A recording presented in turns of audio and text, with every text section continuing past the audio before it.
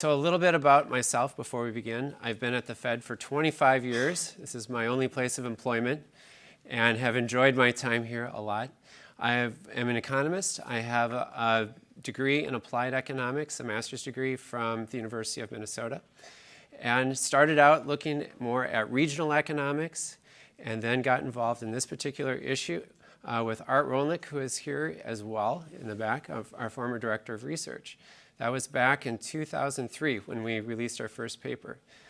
4 years ago, I joined the Community Development Department and is serving as an economist there. So tonight we're going to talk about early care and education. And I know that many of us have different backgrounds coming to tonight. Some of you work in the field, I recognize you. And some of you are coming to this topic fresh. So we're going to be looking at some of the fundamental research in this particular area. But as we move on, we'll be talking about some policy issues too and sharing some data. So as we start, I'm just going to start with the end, which is what we want to walk away with. And that first is that the early years are a sensitive period for brain development. And I'm going to share a little bit of that research with you so that you can talk at your next event with folks about the importance of the early years. The early education health investments also yield a high public return, and especially when we reach children who are from disadvantaged environments.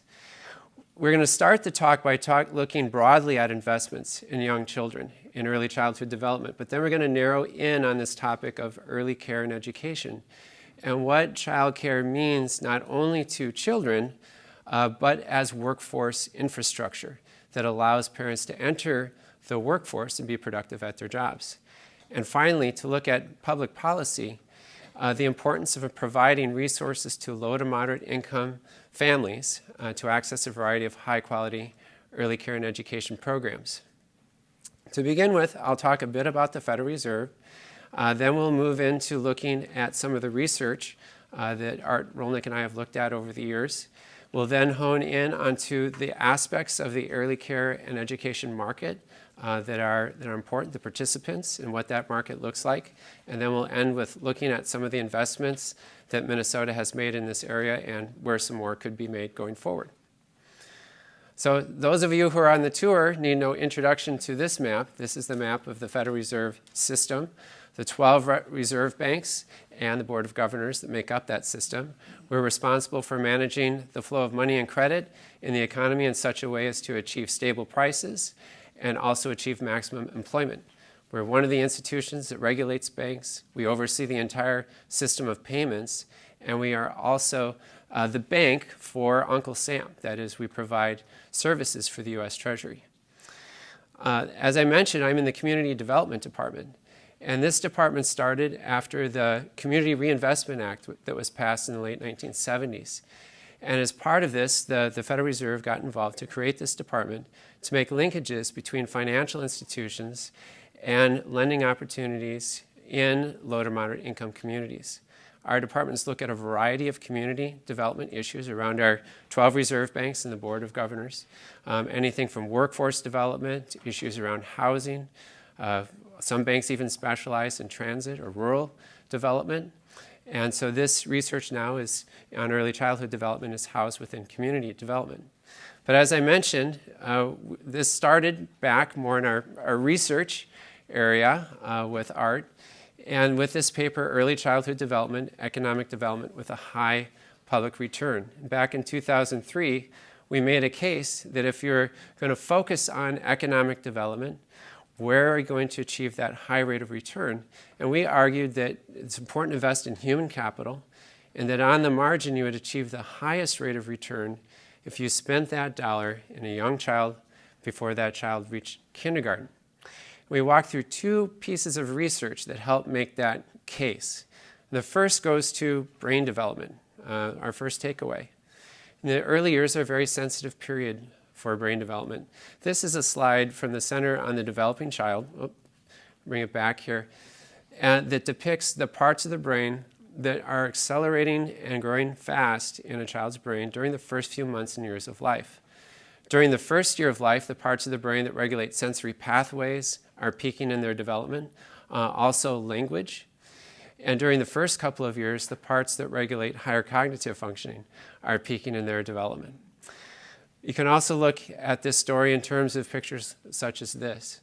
When the child is born, there are some connections that are formed in womb, but the experiences that that child has during those first few months and years dictate how those connections are made in a child's brain. And during the first couple years of life, in a given second, there could be 1 million connections formed. So during the first few years, we have all of the connections forming, and then the brain starts to set itself to become efficient relative to the environment that that child is growing up. So if the child is hearing lots of vocabulary words, is having experiences with other children, socializing, learning about his or her environment, that these are children who are likely to arrive at kindergarten prepared to succeed in school. But research also shows that if a child is subject to excessive adversity, that this disrupts that healthy development. And children who are subject to what scientists have called toxic stress, that is, high levels of adversity that come from, let's say, growing up in poverty, any exposure to abuse or neglect while growing up, or household dysfunction. These are children who arrive at kindergarten who are at risk for being behind their peers. And where children are relative to their peers at kindergarten is where they tend to stay. So these early years make a large difference in a child's life. A well-known study by Hart and Risley that was conducted a few decades ago already went into the homes of families with different backgrounds, the parents, and they recorded all the vocabulary words and the types of interactions that happened between children and their parents, parents that had professional backgrounds with college education and also children that were growing up with very low income. And by 18 months, they started to see differences in the number of vocabulary words that these two groups of children were acquiring. And by the age of 3, the children who had college-educated parents had twice the vocabulary as children who are growing up with very low income. So all of this research from neuroscience, brain development show that the early years matter, and they have lifelong consequences. The next piece of research that we want to turn to are some studies that look at the economic return from providing investments in young children who come from disadvantaged environments, and to look over a long time horizon at what those benefits look like. And one of the widely cited studies in the literature is the Perry Preschool Project. How many of you have heard of the Perry Preschool Project? Just to get a sense in the room. Thank you. So those of you who are familiar with Perry are familiar with a slide that looks like this.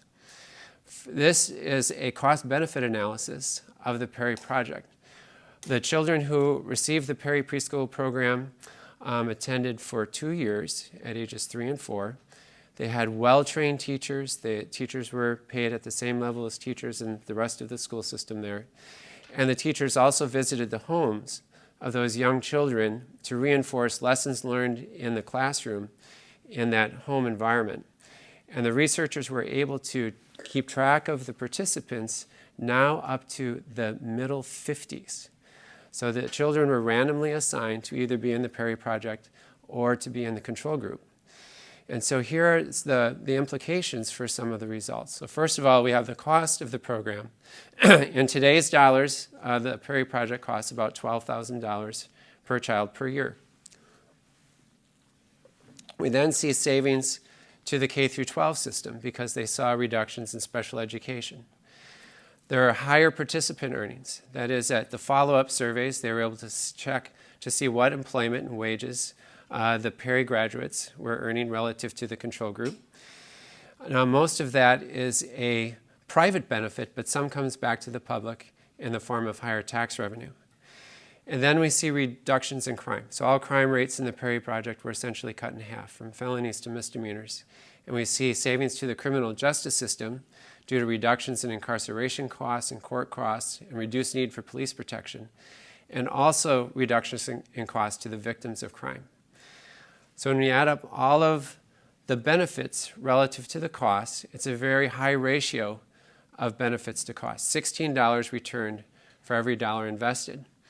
And what we did here at the Minneapolis Fed is we calculated that annual rate of return. What is the internal rate of return over the lifetime of these benefits? And we calculate the public return at 16%, the total return at 18%. The public return refers to the benefits that accrues to the non-participants in the program. James Heckman, who is a Nobel laureate economist at the University of Chicago, has reanalyzed the entire data, has made a more conservative assumption about how to calculate the cost of crime, but still shows a very high rate of return at 10%. Even when we compare this to returns in the stock market over a long time horizon, let's say 30 years, adjusted for inflation, the stock market returns about 6%. Good. I'm going to take questions at the very end. If you could hold it. This slide, I don't know. You mentioned 18, 16. Is that 2%? Is it the individual rate of return then? It's the annual average rate of return. So if you take, so the question is, a little more clarification about what the 18 and the 16% is. Oh, the difference between the two. Yeah, we can talk about that afterwards. Actually, you can't just subtract the total and to get the individual. The individual is higher than that. If you want to do some good math afterwards, come up here. We'll sit down and look at all of the data. But to say that this is a very high rate of return.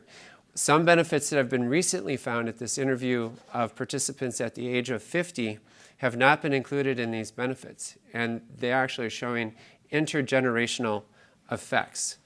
And that is, participants in the study were interviewed in their 50s, and they were asked about their children and some outcomes that they had. And they found that among the children of the Perry participants, for example, 67% graduated and completed high school without a suspension, compared with 40% of the children in the control group. 60% were never suspended, addicted, or arrested, compared with 40% in the control group.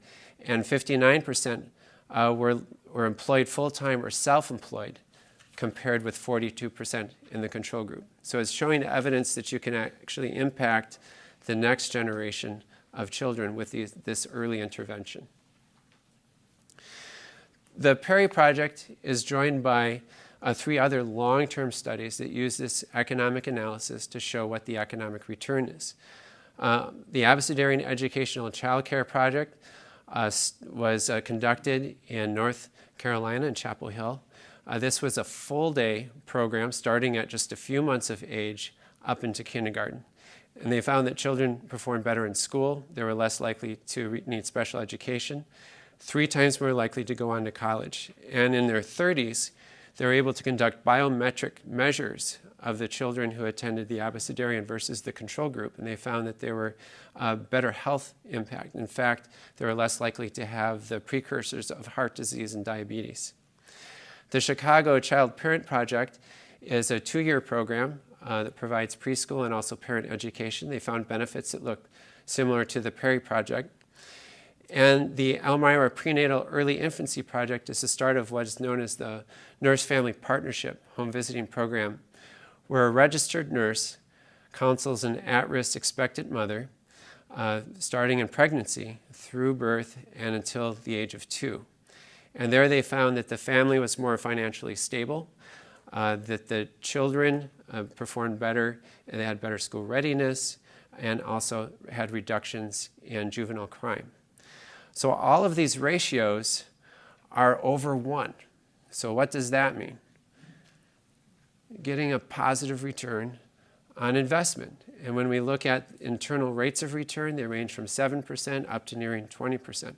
We can also ask who benefits the most from these projects. Well, certainly the children and their families benefit. But across these 4 projects, the majority of benefits, 60 to 65% of the benefits, accrue to the non-participants, to the public, to the taxpayer. So this means you don't even have to like children to achieve this high rate of return. You could be Scrooge before his enlightenment in the Christmas Carol. It just makes good business sense. So looking across all of the research in these projects, but others as well, there's some principles that we can look at to achieve a high rate of return in early childhood development. The importance of investing in quality so that we have well-trained teachers and home visitors and professionals. That these programs are engaging parents, even the early care and education programs that we'll talk about where a child might be in a child care center for 40 hours a week, but those successful programs are engaging parents. Starting early, so of our full continuum of investments are starting prenatal, and bringing to scale as we look at waiting lists for a number of our programs and funding streams that fall short of providing these services, especially for lower income families. We want to find ways to bring this research to scale. And then finally, the importance of matching services to risk profile. All families are different, all children are different. But as we find children who are especially are high risk to be able to bring services to those families, maybe they will be expensive at the start, but this research is showing that in the long run they'll pay off. So this is a quick background of the research around early childhood development in terms of some of the brain development science, some of the economic case for investing in young children. Now we're going to hone in on one part of early childhood development, that's early care and education. And as we do so, I want to highlight just some of the participants in this market. We could also call this stakeholders, perhaps. But who do we want to, what sectors, what part do we want to look at in order to understand the early care and education market? We have providers. In fact, I believe we have one or more providers in the room with us tonight. Parents that will be demanding childcare and education. Businesses have a stake in this because to the extent that parent employees are able to enter the labor force and when they take a job at a company that they are productive at that job. And then government and taxpayers. As we've shown, there can be a high rate of return for investing in this area. Now, a lot more attention has come to early care and education because of the tight labor markets that Minnesota and many parts of the country have been facing. And that is, we hear from businesses that it's harder for them to fill open positions. And one aspect of filling those open positions is recognizing that when parents with young children are working for them, that childcare can be an impact on whether they keep a job or whether they're productive at that job. So we've been hearing more from business leaders about this importance of this sector as workforce infrastructure. So first of all, let's turn to providers. How many of you have purchased childcare or have sent a child to preschool? Yeah, so you have your own stories to share. So there are many different parts to the whole early care and education sector. There are home-based or family child care programs. And these are regulated programs that are licensed in a home environment. Depends upon the ages of the children as to how many children are in that home, but they could range somewhere in Minnesota between 5 and 14, depending on that mix of age and number of adults there. Center-based child care provides larger amounts of services to children at those centers. And in Minnesota, the average size is somewhere between 60 and 70, but you can get programs that are well over 100, 200 that have multiple classrooms. There are also, all these programs are licensed and regulated. Private preschool is a smaller sector within this market that is providing somewhere around half-day preschool to young children, usually of preschool age, that is ages 3 and 4. Public preschool can be provided within school districts, and this is using state or local funding to provide what's often a half-day experience, mostly focused on 4-year-old children, sometimes 3-year-old children. And Head Start and Early Head Start are federal and state-funded programs. Minnesota is one of the states in the country that adds to the money that comes from the federal government for Head Start. Early Head Start provides services for children ages 0 to 2, and Head Start provides services for children ages 3 to 4. In Early Head Start, it could be a home visiting program or a center-based program or a mixture. Head Start traditionally is at a center, usually half-day, but more programs are providing a full-day experience. So in terms of all of these offerings, those that provide family childcare and the center-based childcare tend to focus more on the childcare aspect because they tend to offer services for every day of the week for multiple hours. So you can get up to that 40, 45 hours or so of care for a working parent. There is also non-licensed providers, and this is more informal arrangements with a family member, a neighbor, and or a relative. These arrangements are often used in combination with these licensed arrangements, and they tend to be more variable in terms of their quality and also their reliability.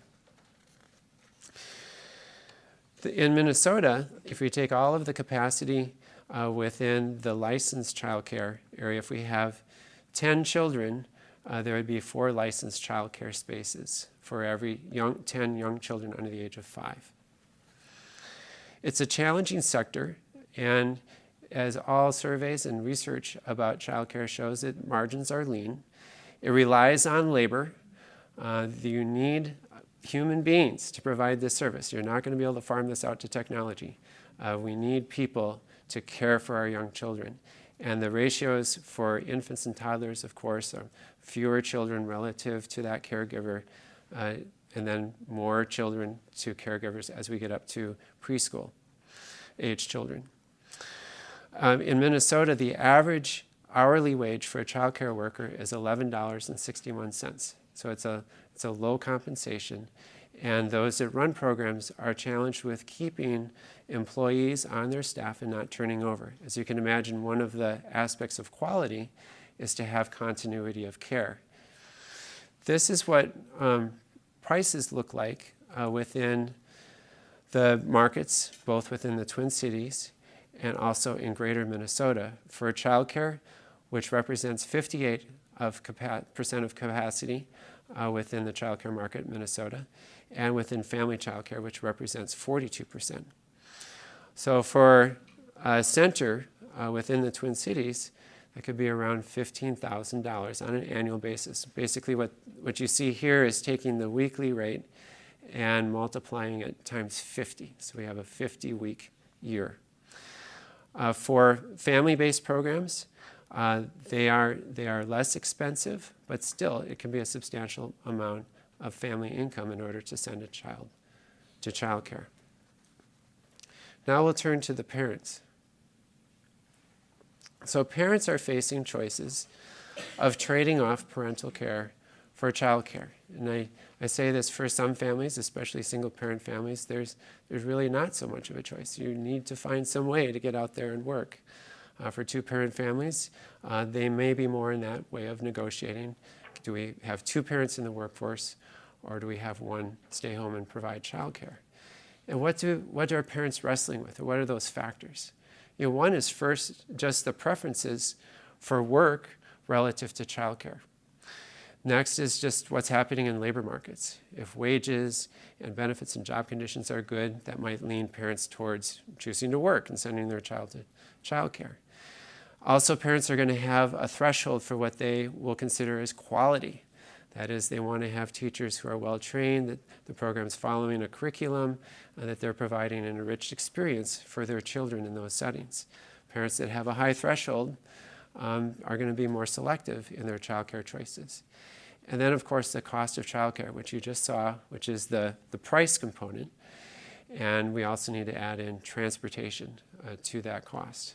So this is what parents are wrestling with. And those of you that raised your hand, you all wrestled with that or might be wrestling with it in the moment. So here's some additional context for parents in Minnesota. Parents in Minnesota and the country with young children tend to have lower levels of family income relative to families that have older children or no children. That is, that they're early in their earning years, so they tend to start with lower wages and salaries. And also they might have a parent staying at home caring for a child. So they start already with lower income. Within the United States and Minnesota, however, there's a wide range and disparity of income. If we take all of the family income for children under age 6 in Minnesota and look at the median and then also these percentiles that you see on this chart. At the 25th percentile, that is the bottom quarter of families with young children, that cutoff is $35,000 per year. So 1/4 of Minnesota families with young children are making $35,000 or less. We go to 75th percentile, moving above that, that is the top quarter of income, are making over $115,000. So there's a wide range of income, and also brings to, as we talk about public policy, about where to target resources, especially for those families that need it the most. In terms of children who are in single-parent families and two-parent families, you can see here that it's about 3/4 are in two-parent families. And for each of these, two parents, and where the mother is the primary caregiver in the home, and where a child is living with the father as a single father, in Minnesota we have very high labor force participation rates. So these are some of the highest in the country in all three of these. So for the two-parent families, they tend to be making that choice to both parents to be entering the labor force. And as you see, 80% for single mothers, 90% for single dads. So with this many children, with all of their parents in the labor force, they are being cared for somewhere. And we want to understand the quality of those arrangements, the enrichment of those arrangements for their education, but also the reliability for parents themselves, so that when they go to their jobs, they're not concerned about whether they have to leave their job and go pick up their child because that arrangement fell apart. Now let's turn to businesses. As I mentioned before, businesses are getting much more interested and expressing their concern about the availability of childcare because they're feeling the impact of that. What affects them is the availability of workers. And so right now in tight labor markets, they're maybe more in a position to look at how to provide benefits to parent employees so that their childcare is more supported. They also are going to be looking at the cost to recruit and also retain their employees, also what the costs of turnover are. And then employee productivity. If they're seeing that childcare problems are an impact to productivity, that might get them more involved in helping to support their parent employees with their childcare. Or they also might get more involved in their local community about supporting access to supply of childcare in their local area, or even get involved at a policy level, at the state level. In Minnesota, business leaders have played an important role of helping to move some of our policies in this state forward around early care and education. So recently, surveys have been conducted of parents to find out what impact childcare problems are having on their workforce decisions, and also the time that they spent at work and their productivity. So this paper here, which is by Clive Belfield, it was released by Ready Nation, which is an organization that provides information like this to business community and business organizations about the relationship between business and early care and education. So as you can see from here, these are questions that relate to productivity and performance at work. And they ask parents that have children under the age of 3 if they've had any problems participating in work-related education or training, or been reprimanded by a supervisor due to a childcare problem. The researchers focus in on these responses to whether they had hours reduced, have they been let go or fired, and in order to start to look at what the economic implications might be for that family, for the businesses as well. Career pathways. As you can see here, 25% notice they reduced their regular work hours due to childcare problems, or they turned down a new job offer, or that they changed from full-time to part-time work or quit a job. So as you look at these results, I mean, looking at parents who are working or in the workforce, for those of you that have had young children, have been in with childcare, child rearing has challenges. Things do fall through the cracks. There are challenges there.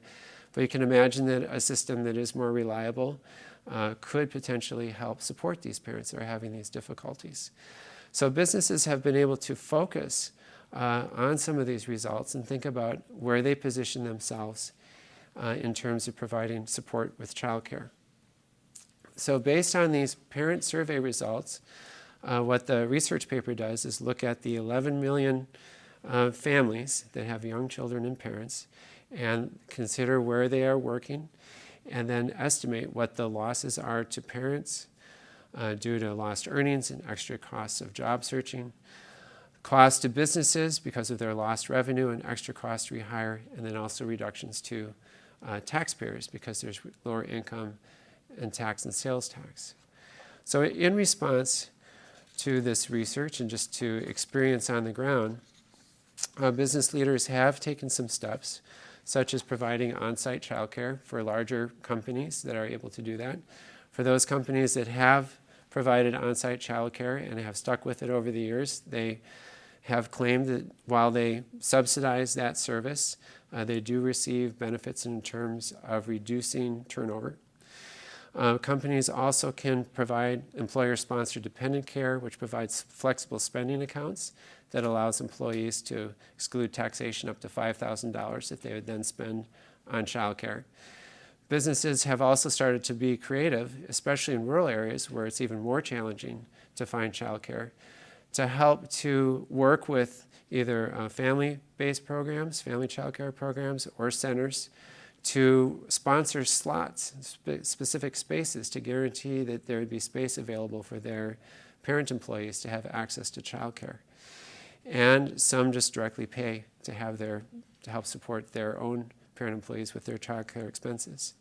And finally, that they recognize that one of the challenges within the field of early care and education is that a lot of the business providers did not come out from business school. They came more from an education background to be able to support that sector with business training and mentoring so that the business side of childcare has stronger support. So that's what we see in some of the activities with business leaders here in Minnesota and other parts of the country.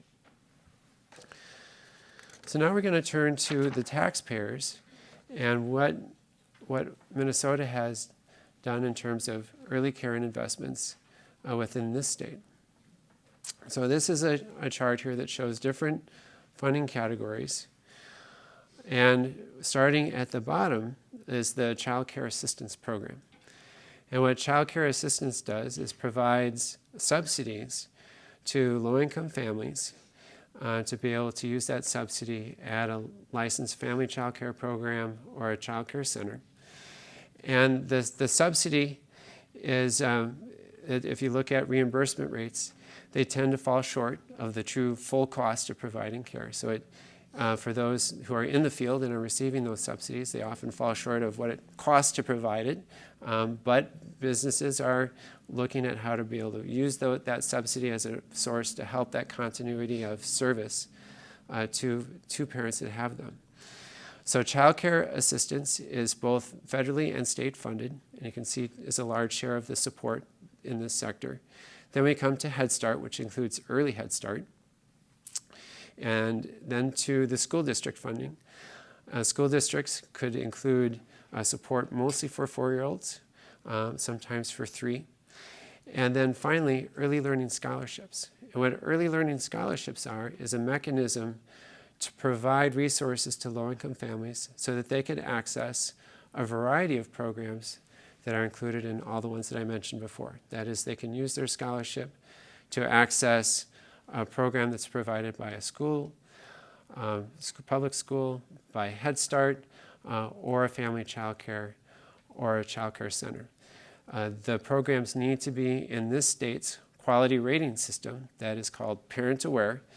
And Parent Aware is a way to provide a pathway towards improving quality for programs, and is also a way to give information to parents about the quality of programs. It provides 4 stars, so you can be from 1 star to 4 star, and be able to provide information to parents about what to look for in terms of quality, questions to ask providers about their services.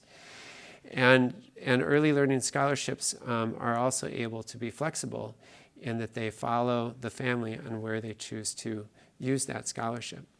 So going back to the slide where I talked about importance of high return principles, if we look at this particular funding stream, it matches a lot of them. That is, they focus on engaging parents. Parents receive these scholarships. They can be empowered to use the scholarships at a program of their choice. They are flexible, and they are targeting children who are the most at risk. Right now it's for low-income 3- and 4-year-old children, and also high-risk children ages 0 to 2. And that they can be used at a variety of programs that meet this quality threshold that can prepare children for school. They have been in play in pilot form since 2008, and now there are $70 million that are available. However, we're not all of the way there, as you can imagine.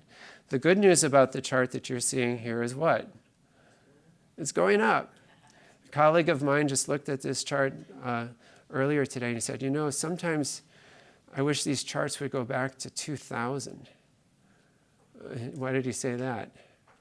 Well, you'd see that there's a big cut back in 2003 to put this increase in perspective. But gains are being made, primarily within the funding for school districts and through early learning scholarships. Early learning scholarships right now are capped at $7,500 per year per family that receives them. And what I've done in terms of a back-of-the-envelope calculation is to understand what if we provided a little more flexibility with that cap so that it could be higher, a family could pay more at a program of their choice. And what if we were to provide enough resources to fully fund 3s and 4s, which the state is doing better in terms of reaching 4-year-olds, need some more work to do there, but it's much further behind for 0 to 2. And the price tag is somewhere between $350 and $400 million. That is, you almost double that last bar to get there. But research would suggest with this targeted investment in the long run, we get a very high rate of return. So in your slides, there's plenty of follow-up reading to do here in terms of sources. And then just to summarize your takeaways, early years are a sensitive period for brain development. We can yield high rates of return if we invest early. Within the early care and education market, we want to think both about the impact on the children and on how this supports parents to enter the workforce. And finally, for public policy, really targeting resources to low to moderate income families so they can access a variety of programs. So as we mentioned, this is a conversation. So now we come to the conversation part of our time together. And we have some microphones because this is being live streamed. So for our viewing audience, we want to hear your question on the microphone. And we'll look forward to having some discussion.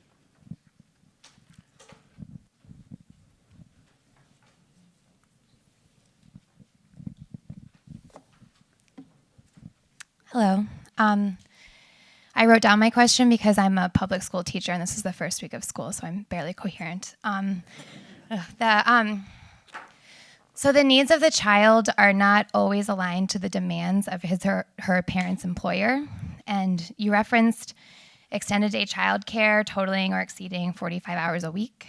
That means that children and parents have less time to connect and less quality time, as the remaining hours are usually relegated to eating and sleeping. Furthermore, so many contact hours leads to teacher burnout. So children need to be with their families, and I think we'd see adverse effects if that diminished. Is anyone making this point? I'm really glad you brought this up. It's there's many points in here. First of all, just from a workforce perspective, empathizing as a fellow teacher, recognizing that professionals in the early care and education have a tough job, and that is long hours. It is continuous work. Children are very engaged, and we want those professionals to be supported and to be well trained and to be able to have those really positive interactions with children, which we see in the research is really helps with the child outcomes. So that's an important part to think about, in terms of how to support that sector, in terms of professionals, how to bring more resources into that sector, such as if we were to increase our public support through early learning scholarships, as an example, that would give more resources to programs, have higher value subsidies and scholarships. But to your point about the interesting point on research in terms of parent contact hours and what we've seen over time. And I'm going to reference a colleague of mine who's looked at this a little more closely. And that is, even though we have more working parents and more parents are in the workforce, is that we see that the amount of quality time that parents spend with their children has been increasing.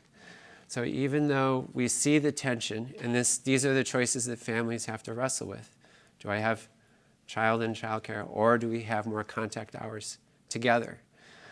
But we do see that overall, some of this research about child development, brain development, is out there and is being potentially acted on in that way. The last point that I'll make about that is that when we see interventions that support low-income families, and when they're provided a high-quality experience for their child to attend, and here I'm referring to a program that provided care from ages 1 to 3, that helps support the parents in a few different ways. One, it helped them attain employment, but it also helped improve their parenting. And they see some better interactions between parents and those young children. And there we're seeing that there was actually a reduction in contact hours. So that's just to say is that there's nuance to be able to look at. It might be more what is the quality of that experience, whether it's at home or if it's in that center, than just only the amount of time.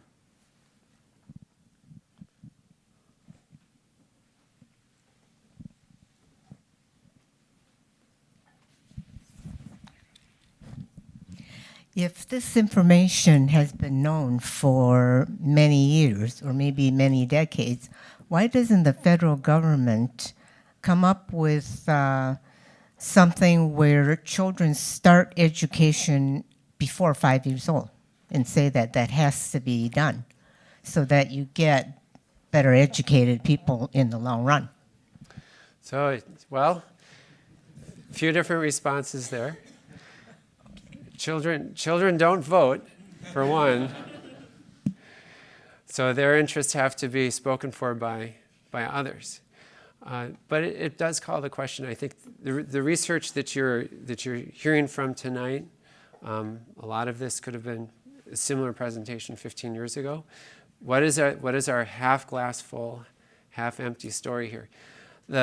Both at the federal level and at the state level, progress has been made in the past 15 years. We see gains at the state level in terms of what is being spent on young children. The federal government, even the federal government last couple of years has increased the amount of support for the child care subsidy system, even a bit for Head Start. So there has been some progress, but by no means are we there yet. And other countries around the world have acted on this research. That is, there are a lot of choices that are available to young children, especially in European countries. And they look at being able to make sure that there is that continuum of support. And also, one of the topics we're not talking about is parental leave, but we see other choices that countries have made there. But we have this system that we're going to work with. And how do we start with an early care and education system that is largely a private market? This isn't government stepping in and providing. About 70% of the dollars in the child care market is coming from parents.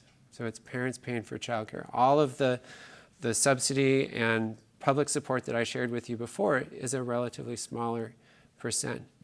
So being able to take the variety of choices and be able to infuse dollars into that system and keeping it a variety of choices, I think, is important. That's why this scholarship model is intriguing, because it essentially follows a higher education model. In higher education, we provide scholarships to lower income families. There's a variety of choices out there of colleges that are public and colleges that are private, and society makes sure that children who graduate and can go to college can afford it. At least some support is there. We could do more. We could probably do a little better there too. But to bring that same logic here to early care and education, largely a private market, but how can we make sure that we get some more buying power from families who need it the most?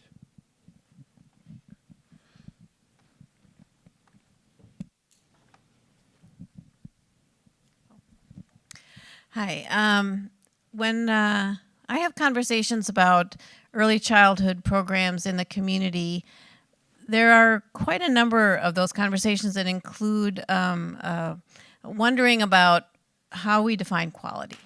Because there are a lot of families that define quality as culturally similar to their family or linguistically similar to their family. And I'm just wondering if those kinds of considerations were included in any of these studies, or if we're thinking about that as another layer of quality. Yeah, it's a great question. Gretchen, good to see you.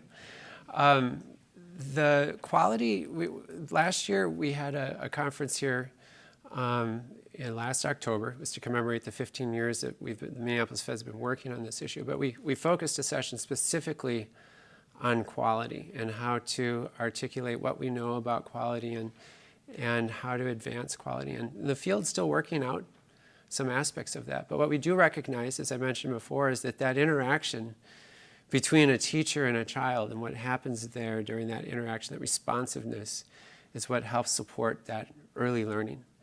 And to be able to have teachers that have good coaching and support and background, to be able to have those enriching interactions is very important. Relationships are key to child development.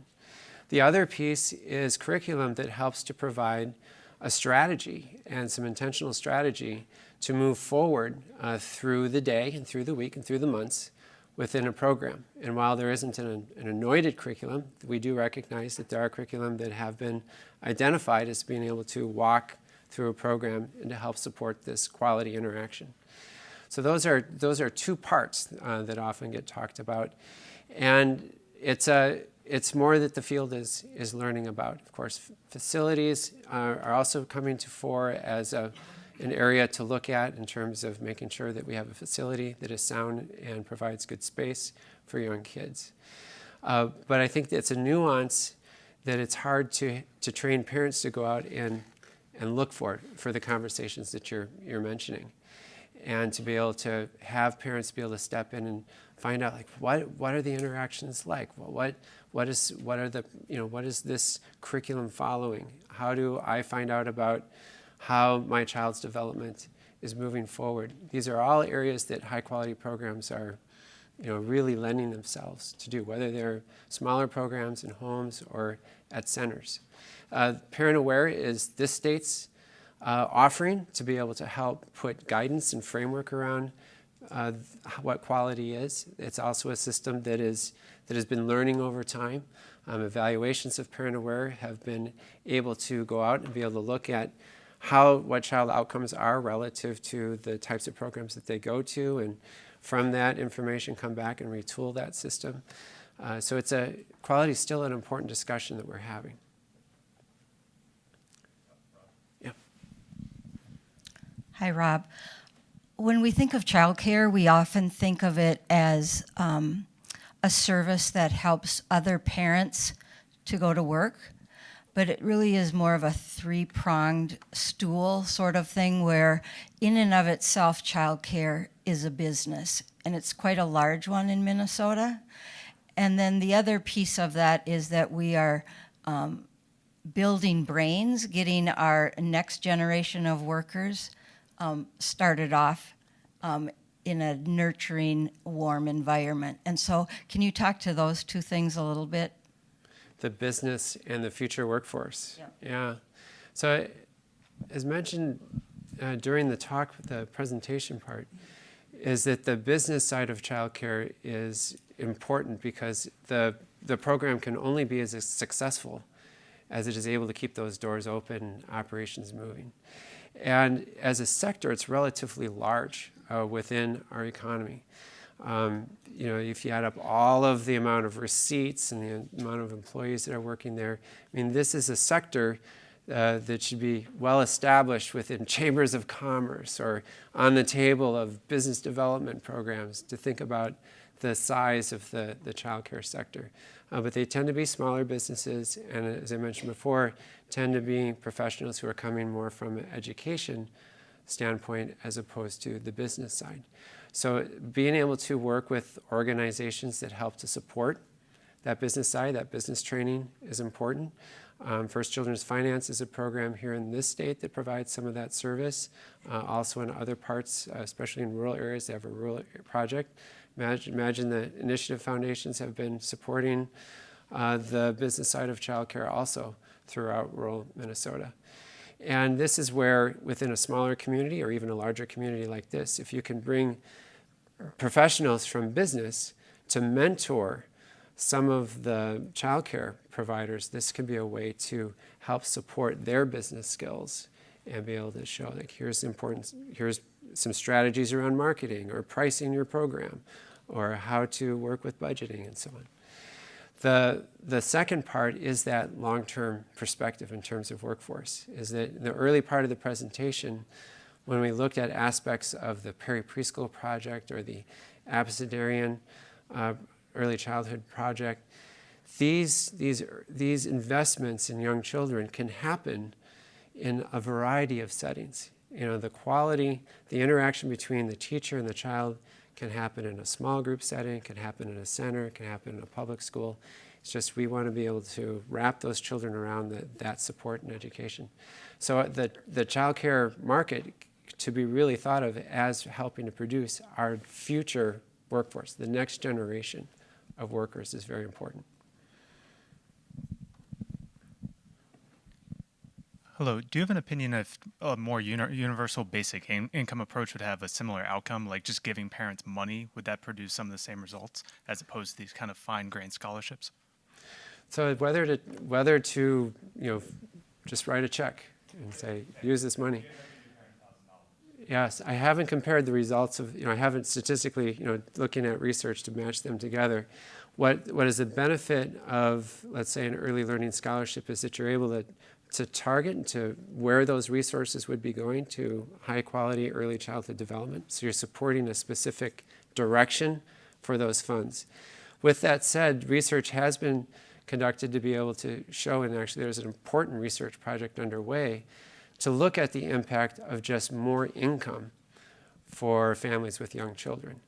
And evidence from a paper that's been out for a little bit by Greg Duncan is suggestive that children or families that have very young children that have more income support then have some health benefits for those children that linger on into adulthood that you don't see when families with older children get the same type of support. What currently underway, we have but out there, is a research project looking at the impact of actually providing some income support to low-income families up and above what they would typically get from our public support system, and to understand what would $3,000 more a year have on a family. And we'd be able to hopefully be able to get some information about the impact on kids.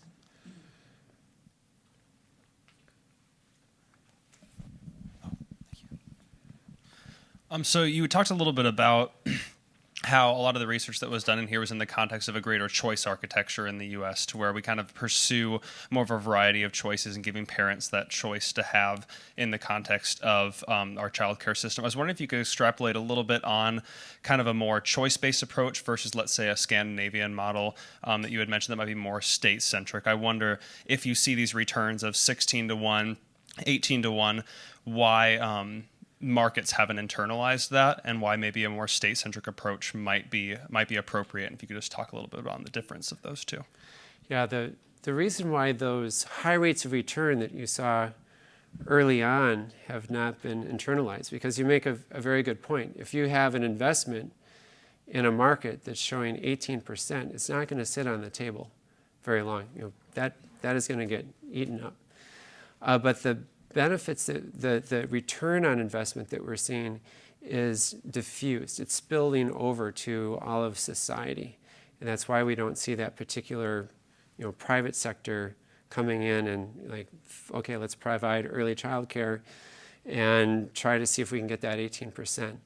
It's because once we invest in a child with, let's say, an early learning scholarship, and the child attends a program, and they're ready for school, they succeed in school, the benefits are hard to capture just from that child. We can't go back and say, hey, we gave you that great benefit. Can you fork over the money, the return to us? It's because it's not just embodied in the child. It comes from reductions in the cost to education. It comes from reductions in crime costs. It helps. We see higher earnings. We see even some other benefits to society if that child goes on and gets more education in terms of participating in society. So in economics, we call it a market failure. That is, that we have these benefits that spill over outside of the transaction between that education experience and that child. So the European model is they're bringing resources from a public perspective and recognizing that they can achieve this benefit from providing an array of services in terms of preschool and childcare and also parental leave. So they're making their choice of making that investment from funding from the state perspective and just having it available. And to put this into perspective, just a very interesting conversation that I had at a group of business people about this issue. We're talking about how can we as a community and what role can business play in helping to support the early care and education sector, and maybe we can get some community scholarships in here, or maybe we can find ways that business can help support supply. And there was a Norwegian business owner who said, wow, we don't have this discussion in Norway. And he asked a curious question. He says, well, isn't childcare required? When is childcare going to be required? And we'd say, no, we don't require childcare.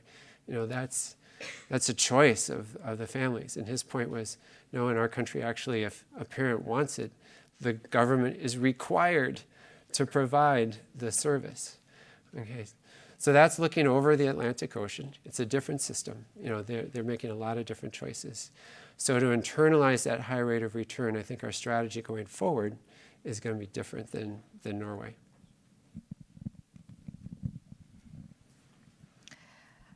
Hi. I have to say, overall, the economics of childcare just totally puzzles me. I mean, it seems like costs go up, providers continue to earn very low incomes.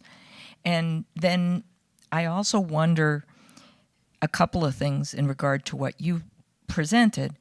If you are talking about a recommended increase in the total amount, I forget the dollar amount, the millions of dollars you mentioned, does that account for an increase to providers, or does that account for a status quo of continuing to pay providers 11, whatever it was an hour that you said is the current rate? And then finally, if we increase that through, say, scholarships, and the scholarships go to families, say, I don't know, under $30,000, does that then further increase the cost for the families making $37,000? So I'm just puzzled, and I ask you as the economist to help us sort that through. Absolutely. Those are great questions. I'm going to start with the latter one first. Is we do want to avoid what's called the cliff effect. And right now in our systems, the child care subsidy system in Minnesota does offer a gradient. So that is, you can earn more income and still receive your subsidy. And it takes more income in order to actually lose that benefit. So it's important to build in these ways. So, and ideally, with a scholarship system, just as we have in higher education, we'd have a gradation of benefit going out over time. That is, you'll have free up into a certain point of income, and then after that, you are partially paying an increasing amount as income goes up. So that is a strategy that definitely want to build into our system. And for that raw number I gave you there, I did not build that part in, but we're looking at what that cost might be. And to your first point about quality, people are hard at work at this. In fact, we had a meeting today on how to be able to understand some pieces we could put into a model or to our thinking about increasing aspects of quality or what a pay for a teacher might be in order to assess what that dollar total would look like. And I think the puzzle that you bring about the early care and education market is the puzzle we are struggling with, is that, yes, we get high value from this. Prices are really high. It's a challenge for families to afford it. And yet we need to increase quality, which make the prices go higher. So there is some role in order to capture that public benefit for the government to be able to step in and help to support it more. Then we'll be accruing that benefit. And that we will be getting that highest benefit when we are reaching the lower and then into moderate income families. That's why, especially in this state, a universal approach where you subsidize everyone, going back to the chart that I showed, the good news is that our top 25% of families earn more than $115,000. Not to say that life is always easy for all families that make that much money, but if we went universal, we'd end up subsidizing that quadrant, whereas we could spend twice as much money on families that make $35,000 or less, the bottom quartile. Rob, we have one more question over here. That's our last question for the evening. Rob, your chart on Minnesota's investment in early childhood education shows relatively strong growth in investments from 2013 through about 2017, and then a flattening of that investment that you see for 18, 19, your projection for 20 and 21. In the last legislative session, the Child Care Assistance Program was threatened with extinction by one party in the legislature. Early learning scholarships were flat in the last session. Where do you see the state's interest in growing its investment in early childhood, given what's happened in the last couple of years? Well, I think anytime after a legislative session, that is the time to bring up as we look to 2021. So I think that being able to bring forward information about, how this investment would be made now is the time to start having those discussions and to doing some of the fact finding. What would it look like if we were to increase resources, let's say in early learning scholarships? What if we provided a gradient of those scholarships going forward so we can make those choices? And any questions about the political outcome in that landscape is completely out of my wheelhouse. So I'm going to fully punt that down the field there. So with that, I just want to close by thanking you all for coming. I want to point out that on our webpage, we have an early childhood development page, which you can go to and read a lot more, not just about early care and education, but some of the other topics that we cover within early childhood development. And also, I did see a few more hands up, so just know I'll be around for a bit. We can keep the conversation going. So thank you very much.